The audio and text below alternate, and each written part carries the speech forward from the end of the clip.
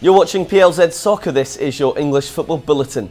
Reigning European champions Liverpool were beaten 2-0 by Napoli in the San Paolo Stadium last night for the second season in a row. It's Liverpool's first loss since the first day of May, and it leaves the Reds with 0 points after their opening game. Manager Jurgen Klopp bemoaned the penalty decision to put the hosts 1-0 up. Everyone can ask that question. Does anybody think in the room it was a penalty after seeing the VAR pictures? Come on. Anybody thinks you saw the picture and think it's a penalty? Just you think. Look, that's why it was not a clear mistake, because he thinks it's a penalty. It was a bad night in Europe for England's other entrants, Chelsea. They suffered a more damaging 1-0 defeat at home to Valencia. Ross Barkley blazed an 88th minute penalty over the bar after having a discussion with Willian and Jorginho to decide who would take the spot kick.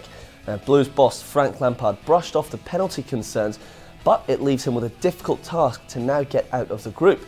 It means he has not won in any of his opening 3 games at Stamford Bridge.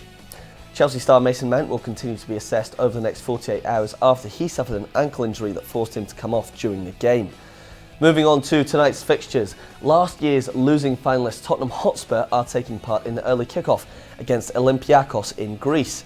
Spurs manager Mauricio Pochettino claimed the defeat in Madrid took the whole summer to get over, and he doubts his side can repeat last year's success.